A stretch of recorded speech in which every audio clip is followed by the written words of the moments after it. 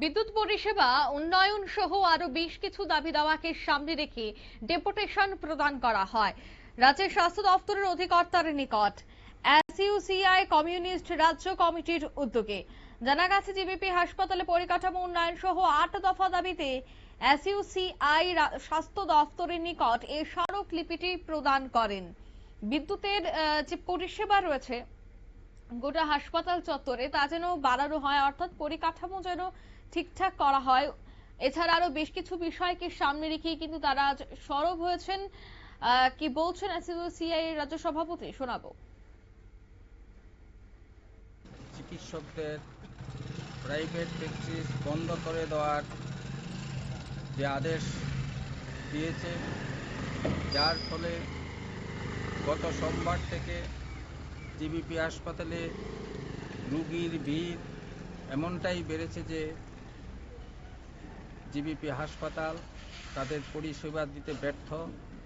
বহু রুগী বিনা চিকিৎসায় বাড়ি ফিরে যাচ্ছে।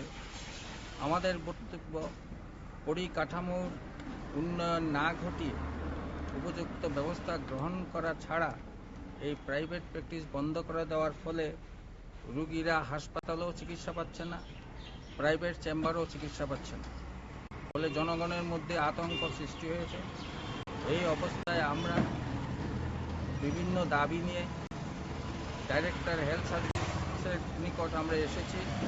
আমাদের প্রথম দাবি, যুদ্ধকালীন তৎপরতায় জিবিপি হাসপাতালের পরিকাঠামো উন্নয়ন করতে হবে এবং অফলাইনেও রুগীদের রেজিস্ট্রেশনের ব্যবস্থা করতে হবে, তাদের বসার উপযুক্ত ব্যবস্থা করতে হবে এবং প্রতিটি ওয়ার্ডে ওপিডির সংখ্যা বাড়াতে হবে এবং প্রতিটি ওয়ার্ডে বিশেষজ্ঞ চিকিৎসক যাতে সর্বক্ষণে উপস্থিত থাকে তার গ্যারান্টি দিতে হবে এবং প্রতিটি ওয়ার্ডের যাতে মুমূর্ষু রুগীরা তাৎক্ষণিক চিকিৎসা পায় তার ব্যবস্থা করতে হবে।